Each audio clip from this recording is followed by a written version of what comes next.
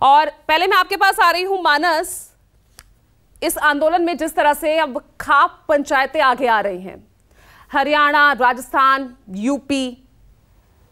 क्या जिस तरह से आरोप लग रहे हैं मानस कि बृजभूषण शरण सिंह को बचाया जा रहा है, जिस तरह से जांच में देरी हो रही है, कार्रवाई करती हुई सरकार नहीं दिख रही है, जो ये आरोप तमाम लग रहे हैं, क्या वाकई, क्योंकि सभी की नजर मानस 2024 पर है,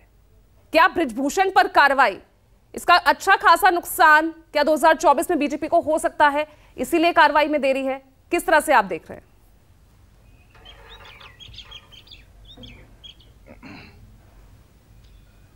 देखिए, बृजभूषण शरण सिंह का अपने क्षेत्र में बहुत प्रभाव है, लेकिन ये भी बात सही है कि जिस तरीके से पहलवानों के धरने के बाद खाप पंचायतें उनके समर्थन में उतर के आई हैं, तो किसानों का जो आंदोलन हुआ था उसका डैमेज कंट्रोल करने में बहुत दिक्कत हुई थी बीजेपी को विधानसभा चुनाव जो उत्तर प्रदेश में हुए थे। अब 2024 का लोकसभा चुनाव है, तो ये बात तो बिल्कुल सत्य है कि तमाम ऐसे सांसद हैं उत्तर प्रदेश के उस इलाके से, खासतौर से जो ये चाहते हैं कि बृजभूषण के खिलाफ कार्रवाई, और यही वजह है कि जो 5 जून यानी कल जो अयोध्या में संतों की एक रैली होनी थी जिसके जरिए बृजभूषण शरण सिंह को अपनी ताकत दिखानी थी, वो रैली स्थगित कर दी गई, क्योंकि संगठन के भी तमाम लोग चाहते हैं कि बृजभूषण को पार्टी से साइड किया जाए या उनको थोड़ा सा किनारे किया जाए, जिस तरीके से वो बार बार मीडिया में लाइमलाइट में आ रहे हैं या जिस तरीके से उन पर ही पूरा फोकस है। दूसरी अहम बात यह है कि अभी हाल में ही नगर पालिका के चुनाव हुए थे। आपको जान के हैरानी होगी कि करनैलगंज जो नगर पालिका परिषद है, सिर्फ एकमात्र वही सीट है जहां पर बीजेपी का प्रत्याशी जीता। अब भारतीय जनता पार्टी का जो प्रत्याशी जीता, ये माना जाता है कि चूंकि बृजभूषण शरण सिंह का उस इलाके में इतना प्रभाव है और करनैलगंज उन्हीं की ही लोकसभा सीट है, तो ऐसे में उनके प्रभाव को इस इलाके में उनकी जो फैन फॉलोइंग है या जो वोटर्स पे उनकी पकड़ है, इस बात से इनकार नहीं कर सकती बीजेपी। इसीलिए बीजेपी का एक बड़ा धड़ा जो है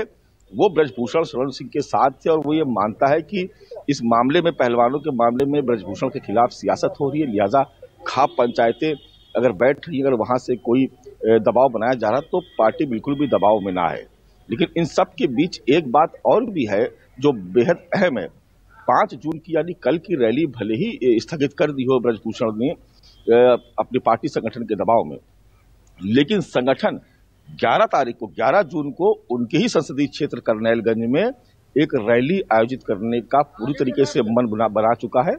एक आध दिन में उसकी घोषणा भी हो सकती है। अब ये रैली जो हो रही है, ये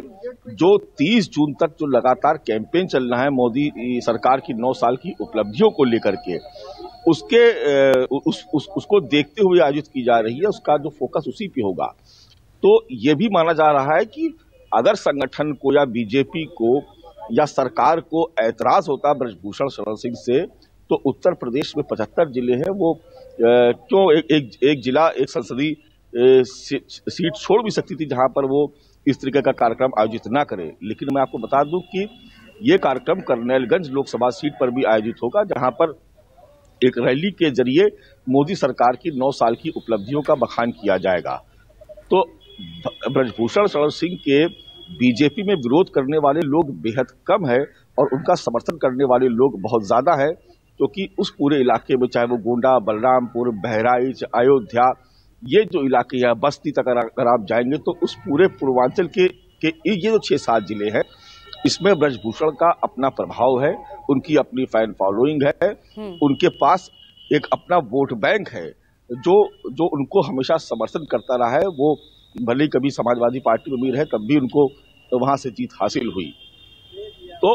बृजभूषण को किनारे करना पार्टी संगठन के लिए या उन्हें एकदम साइडलाइन कर देना, ये फिलहाल अभी मुमकिन नहीं दिख रहा है, क्योंकि लोकसभा के चुनाव 2024 की तैयारियां शुरू हो गई और बृजभूषण का उस इलाके में अपनी पकड़, उनका अपना महत्व है। ठीक है मानस। नमस्कार, मैं हूं मानक गुप्ता। अगर आपको हमारा ये वीडियो पसंद आया हो तो इसे लाइक और शेयर जरूर करें, और हां, हमें सब्सक्राइब और फॉलो करना ना भूलें, ताकि आप देश और दुनिया की कोई खबर मिस ना करें। तो जुड़े रहिए हमारे साथ और देखते रहिए News 24।